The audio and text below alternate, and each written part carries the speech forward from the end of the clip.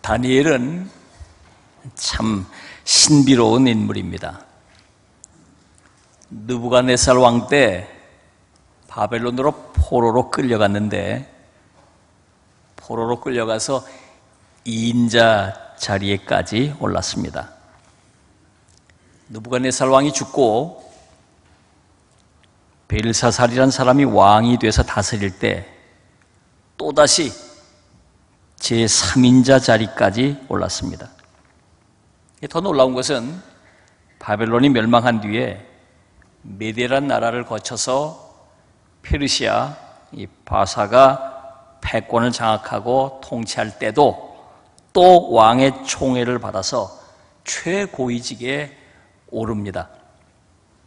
포로로 끌려간 나라에서 2인자 자리에 오르고, 왕이 바뀌었는데 또 최고위직에 오르고, 그 나라가 망하고 새로운 나라가 세워졌는데 또 새로운 나라에서도 최고위직에 오르게 됩니다.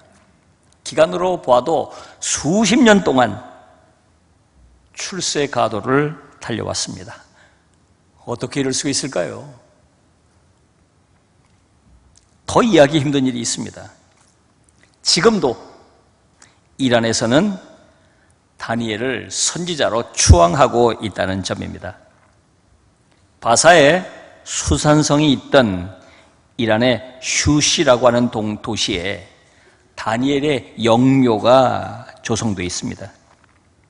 이슬람 교도들인 이란 사람들이 이 다니엘의 영묘에 가서 정성스럽게 지금도 참배하고 있어요. 또 이해할 수 없는 일은 중앙아시아 우즈베키스탄이라고 하는 곳, 사마르칸트라고 하는 도시에 가면 또 거기도 다니엘의 영묘가 있습니다. 다니엘의 시신 일부를 가져다가 영묘를 조성해 놓고 우즈베키스탄 사람들이 다니엘을 지금도 추앙하고 있는 것입니다. 다니엘은 유대인입니다. 어떻게 유대인과 앙숙인 이슬람 사람들이 자기 조상도 아닌 다니엘을 이렇게 지극정성으로 받들게 된 것일까요? 다니엘은 이슬람이 시작되기 수백 년 전에 살던 사람입니다. 그런데 왜 저들은 다니엘을 자기들의 선지자로 숭배하고 있는 것일까요? 어떻게 이런 일이 있을 수 있을까요? 참 이해하기 어려운 신비스러운 사람이죠. 너무도 오랜 역사의 이야기예요. 2500년이 되는 긴 이야기이기 때문에 도대체 어떻게 이렇게 됐는지 설이 분분합니다. 긴 역사가 흐르면서 전설 같은 얘기가 자꾸 첨가돼가지고 사실 지금 정확한 사실, 팩트를 확인할 수는 없습니다. 그저 미스테리로 남아있을 뿐이에요. 분명한 것은 하나님께서 높이셨다는 것입니다. 하나님께서 하나님을 마음을 다해 사랑하고 섬기던 사람 다니엘을 높이신 것입니다. 포로로 끌려왔어도 왕들의 총애를 받고 높은 자리에 올랐고, 높은 자리에 올라서 하나님 주신 지혜로 정치를 잘해서 그 땅의 사람들에게, 당시대 사람들에게 추앙을 받고 존경을 받게 됐고, 그가 남긴 영향력 때문에 비록 종교가 달라도 대대로, 자손 대대로 존경을 받고 사랑을 받고 있는 것입니다. 베드로전서 5장 6절을 보면 이렇게 말씀하고 있습니다. 하나님의 능하신 손 아래에서 겸손하라. 때가 되면 너희를 높이시리라. 우리가 겸손하게 하나님의 능력을 의지하며 하나님을 잘 섬기다 보면 하나님께서 정하신 때에 하나님의 방법으로 하나님께서 높이신다는 것입니다. 하나님께서 이 말씀 그대로 다니엘을 높이셨습니다. 그가 하나님의 능하신 손 아래에서 겸손하게 살았습니다. 하나님께서 그를 귀히 여기신 것입니다. 하나님의 때에 하나님의 방법으로 저를 높이셨습니다. 그것도 전무후무하게 그를 높이셨습니다. 오늘 우리 주변을 돌아보면 스스로 높아지려고 몸부림치다가 추한 꼴을 보이는 사람들을 많이 볼 수 있습니다. 자기가 대단한 것처럼 행세하다가 민낯이 드러나서 망신당하는 사람들도 여럿 볼 수 있습니다. 우리 그리스도인들은 그렇게 살아서는 안 됩니다. 다니엘처럼 능하신 하나님의 손 아래에서 겸손하게 살아야 합니다. 높아지려 하기보다는 하나님의 능력을 의지하고 겸손하게 주어진 일에 최선을 다하며 살아야 합니다. 그럴 때 하나님께서 하나님의 때에 하나님의 방법으로 그를 높이시는 것입니다. 자, 그러면 다니엘은 도대체 어떻게 했길래 이렇게 하나님께 높임을 받게 된 것일까요? 하나님은 왜 다니엘을 주목하셨고 다니엘을 높이셨을까요?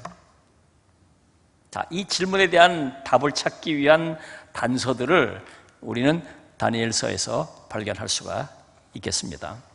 자, 첫 번째 단서는 오늘 본문 8절에서 발견할 수 있습니다. 다니엘은 뜻을 정하여, 한번 따라해 볼까요? 다니엘은 뜻을 정하여. 다니엘은 뜻을 정하여. 무슨 말씀일까요? 이런 얘기입니다.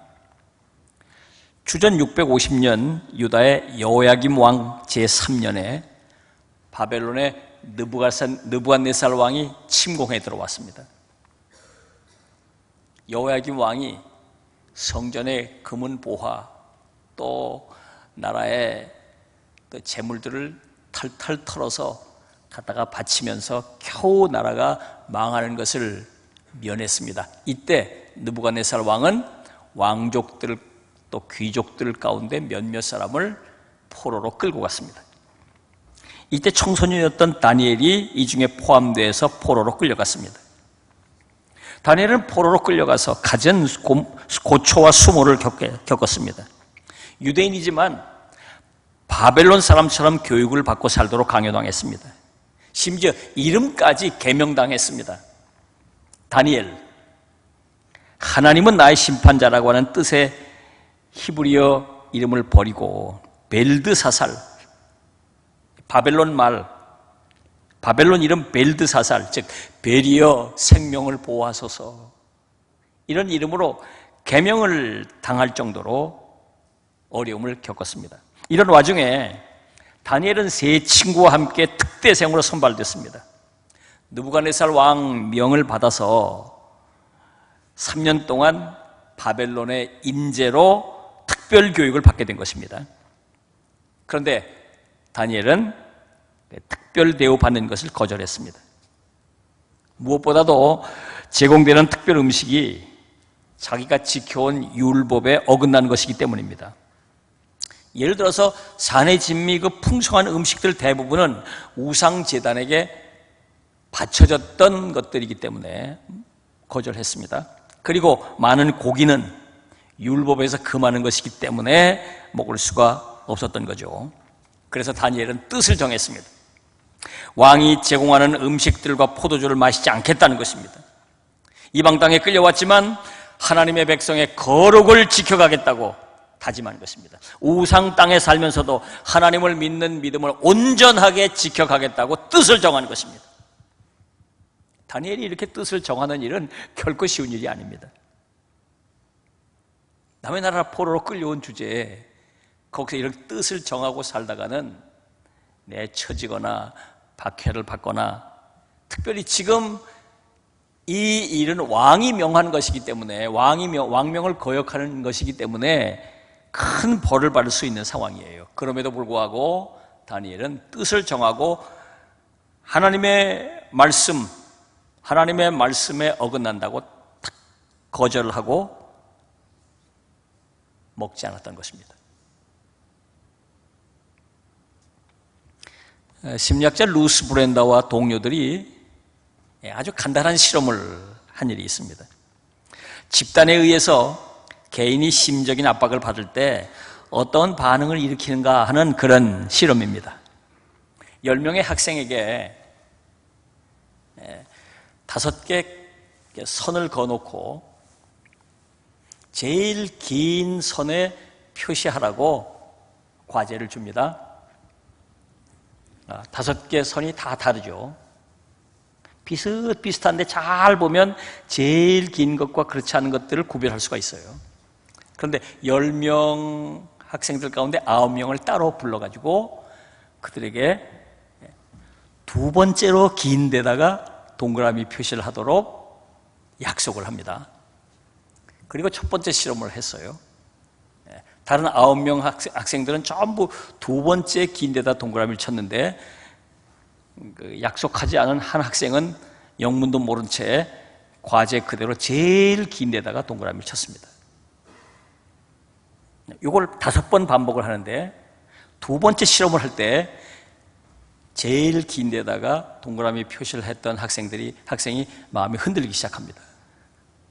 다른 학생들이 전부 두 번째다 동그라미를 쳤기 때문에 주저하기 시작하는 것입니다. 주저하기 시작하는 것이 한참 고민을 하고 주저하다가 결국 이 학생도 두 번째 긴 선에다가 동그라미를 치고 말았어요.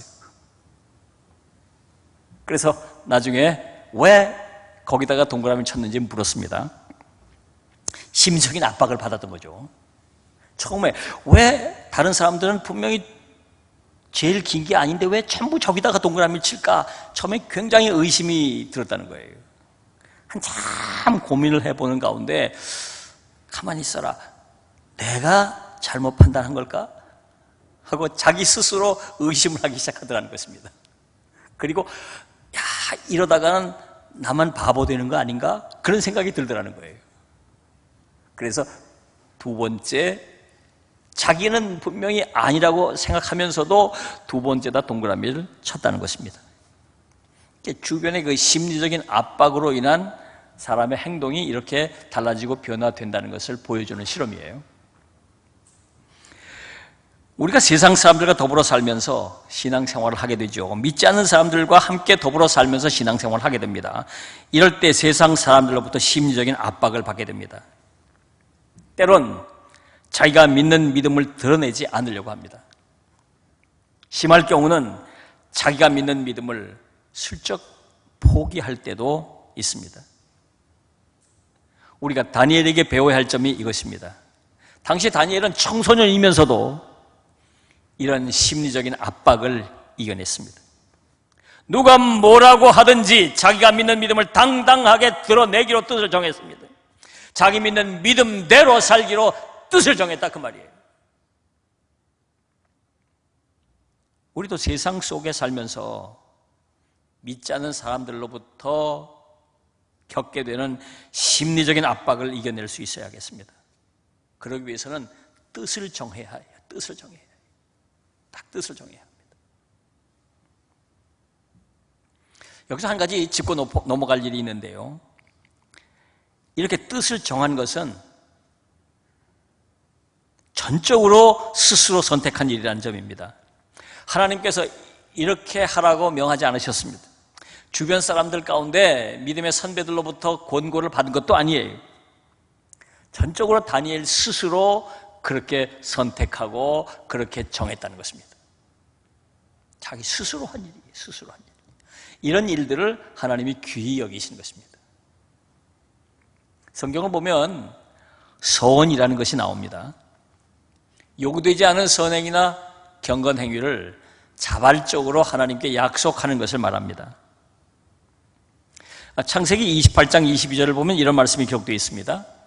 내가 기둥으로 세운 이 돌이 하나님의 집이 될 것이요 하나님께서 내게 주신 모든 것에서 10분의 1을 내가 반드시 하나님께 드리겠나이다 하였더라. 야곱이 얘기입니다. 야곱이 베델에서 하나님을 만난 뒤에 자기 스스로 하나님께 약속하며 한 말입니다. 자, 이 약속이 서원의 효시가 되었어요. 하나님께서 야곱에게 명하지 않으셨는데 야곱 스스로 이렇게 하겠다고 자기 스스로 약속한 것입니다. 받은 바 은혜가 너무 크기 때문에 그 은혜를 갚겠다고 스스로 약속을 정하고 그 약속을 지켜갔던 것이죠. 성경을 보면 이 야곱 이후에도 많은 사람들이 신앙생활을 잘 하겠다고 그렇게 마음먹은 사람들이 서원을 하는 일들이 참 많았습니다. 대표적으로 나시린으로 서원하고 나선 사람들이 성경에 참 많았어요. 하나님께서 저들의 서원을 주목하셨습니다. 그리고 하나님 앞에 서원한 사람들과 남다른 관계를 맺고 저들을 돌봐주시고 지켜주시고 인도해 주셨던 것입니다. 여러분, 오늘 우리도 기왕 예수를 믿는 거 잘 믿어야 하지 않겠습니까? 대충 믿지 말고 잘 믿어야 하지 않겠습니까? 우리가 예수를 잘 믿으려면 다니엘처럼 뜻을 정하는 일이 중요합니다. 자기 나름대로 하나님 앞에 뜻을 정하는 것입니다. 나는 어떤 일이 있어도 내 평생 주의를 범하지 않겠다. 하나님이 기뻐하지 않으시는 이런 것들은 내가 먹지 않겠다. 이런 행동들은 내가 하지 않겠다. 뜻을 정하는 일이 중요해요. 그리고 그 뜻을 지켜가는 삶을 사는 일이 중요해요. 더 나아가서 야곱처럼 하나님께 서원하는 일도 필요합니다. 나는 평생 주를 위해 살겠다. 나는 교회 봉사하며 살겠다. 나는 하나님께서 주신 재물로 하나님 위해서 쓰임받고 살겠다. 나는 입을 열어 복음 전하는 일을 위해 살겠다. 나는 선교하는 일에 참여해서 그 일을 위해 살겠다.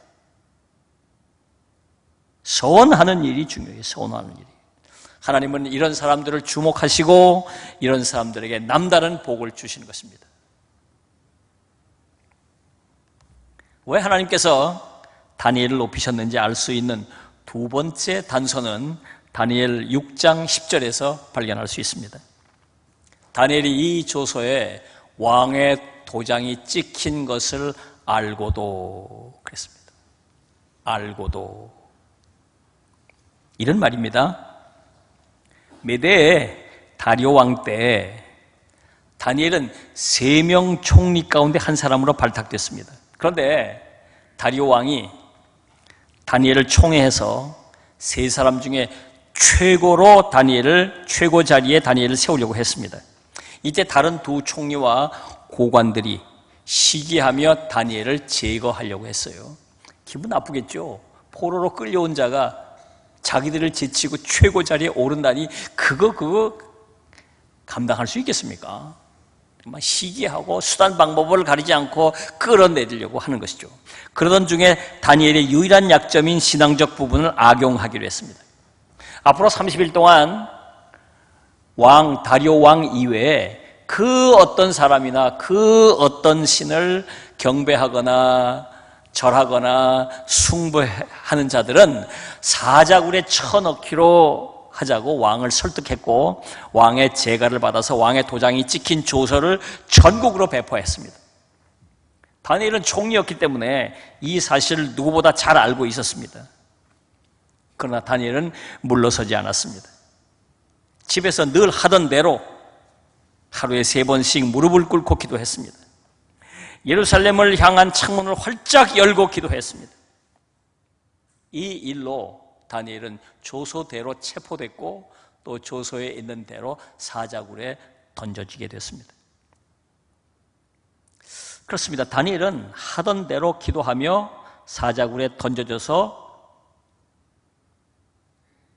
죽을 위기에 놓이게 된 것이죠. 분명한 것은 이렇게 된다는 사실을 알고 있었다 그 말입니다. 모른 채 우연히 어떻게 하다가 박해당해서 죽은 게 아니에요. 자기는 피할 수 있었어요. 이미 다 알고 있었기 때문에 기도하더라도 몰래 숨어서 기도할 수도 있었습니다. 그러나 다 알면서도, 죽을 줄 알면서도 기도를 계속했고 기도하는 거 숨기지도 않았습니다. 그야말로 불굴의 신앙, 바로 그것입니다. 하나님께서 이런 다니엘을 주목하신 것이에요. 이런 다니엘을 높이신 것입니다. 오늘 우리는 다니엘이 겪었던 이런 박해가 없는 시대에 살고 있습니다. 그래서 자칫 우리는 다니엘의 이런 불굴의 신앙이 필요 없다고 치부할 수가 있습니다. 과연 그럴까요? 오스기니스라는 사람이 쓴 저항이라고 하는 책을 보면 이분은 오늘 우리 시대를 신앙의 변절을 요구하는 시대라고 규정했습니다. 그러니까 다니엘의 시대는 신앙의 포기를 요구하는 시대였다면 오늘은 신앙의 변절을 요구하는 시대라는 것이죠. 다시 말하면 다니엘 시대에는 박해를 통해서 신앙을 포기하도록 강요했다면 오늘은 유혹과 미혹을 통해서 신앙의 변절을 요구하고 있다는 것입니다. 한 목사님으로부터 자기 교인 얘기를 들은 적이 있습니다. 스스로 신앙생활을 잘한다고 자부하고 또 남들도 그렇게 인정해주는 한 권사님이 있답니다. 큰딸이 고3인데 공부를 얼마나 잘하는지 이분의 자랑이고 이분의 소망이었다는 거예요. 물론 이 딸도 교회 잘 다니고 신앙생활 나름대로 잘 한답니다. 그런데 학교에서 시험이 임박하면 이분이 딸에게 그렇게 말한다는 거예요. 우리 딸, 이번 시험 얼마나 중요한지 알지? 준비 잘해야 돼.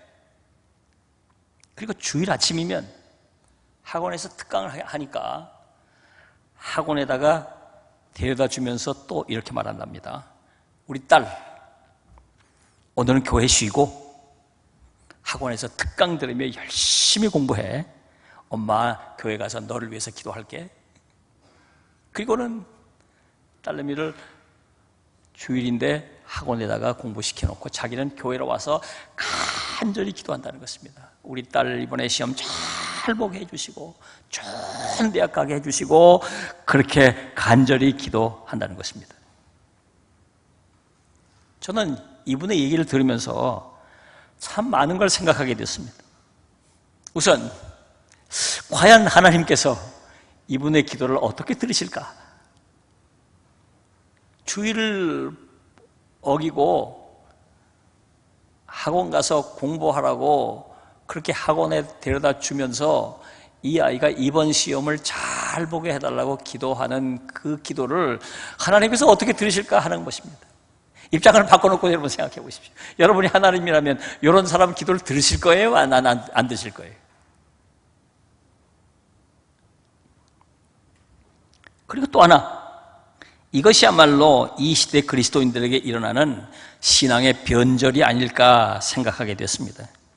이분에게는 어느새 자기 자식, 자기 딸이 우상이 되어버렸습니다. 이분은 성경이 가르쳐주는 참된 복을 외면하고 세상 사람들이 추구하는 세상의 복을 추구하고 있는 것이죠. 성경이 가르쳐주는 복은 외면하고 세상 사람들이 추구하는 세상의 복을 달라고 하나님께 간절히 기도하고 있는 것입니다. 올바른 신앙이 아니죠. 신앙이 변절된 것 아니에요. 신앙이 변절된 거 아닙니까?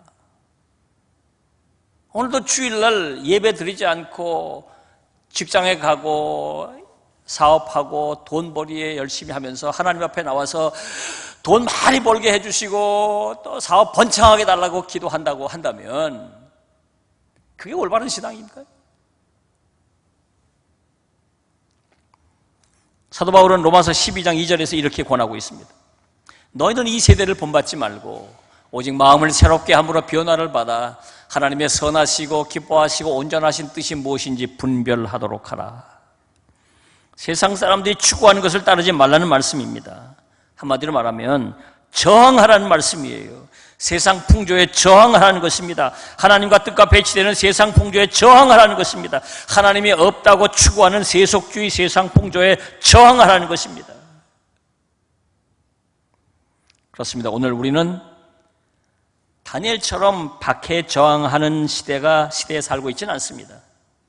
그러나 우리도 모르는 사이에 유혹과 미혹으로 우리의 신앙을 변절하게 만드는 모든 것들에 저항해야 하는 시대에 살고 있습니다. 세속주의 물결이 거대한 해일처럼 모든 사상, 가치관, 사람들의 생각을 뒤덮어버리는 시대 속에서 우리의 올바른 믿음을 지키기 위해서 저항하는 시대에 살고 있습니다. 우리도 다니엘처럼 저항하며 믿음을 지켜가야 하겠습니다. 하나님께서 이렇게 저항하는 믿음을 지켜냈던 다니엘을 주목하시고 다니엘을 지켜주셨습니다. 왕의 명령을 어기고 음식을 거절했을 때 황관장의 마음을 움직여서 시험해 보게 하셨고, 왕이 하사한 좋은 음식을 먹는 사람들보다도 채소만 먹고 있던 다니엘을 더 건강하게 해주셨습니다. 조서의 명을 어기고 기도해서 사자굴에 던져졌을 때 하나님께서 사자들의 입을 막으셔서 다니엘을 지켜주셨던 것입니다. 우리가 다니엘처럼 저항하는 삶을 살게 될 때 큰 손해를 보거나 심지어 죽음의 위협이 있는 상황 속에서도 하나님께서는 우리를 지켜주실 것입니다. 하나님의 백성들이 이 세상 풍조에 저항하며 맞설 때 보고만 계시지 않을 거예요. 응원하시고 함께해 주실 것입니다. 더더욱 하나님께서는 다니엘을 높이셨던 것처럼 우리를 높이실 것입니다. 예를 들어 입시 준비한다고 주의를 범하며 공부한 아이들보다 주의를 철저하게 지키며 공부한 아이들을 하나님이 더 높이 세우실 것입니다. 대학에 입학하는 건 물론이고 그런 아이들의 평생을 하나님께서 귀히 여기시고 높이실 것이에요. 사랑하는 여러분, 우리의 인생이 하나님의 장중에 있음을 잊지 마십시오. 우리가 살고 죽는 일, 우리가 성공하고 실패하는 일, 우리의 행불행, 이 모든 것들이 하나님의 장중에 있다는 사실을 여러분 잊지 마십시오. 그렇기 때문에 우리는 사람들을 의식하기보다는 하나님을 의식하며 살아야 합니다. 은밀한 중에 보시는 그 하나님을 기쁘시게 드리려고 애쓰며 살아가야 해요. 그럴 때 하나님께서 우리를 주목하시고 하나님께서 우리를 높이 세우실 것입니다. 사랑하는 여러분, 다니엘처럼 하나님께 인정받고 하나님께 높임받는 삶을 살아가시기를 우리 주님의 이름으로 부탁합니다. 기도하겠습니다. 주신 말씀을 생각하면서 하나님 앞에 여러분의 다짐과 결단의 마음을 주께 아뢰십시오. 다 같이 기도합시다.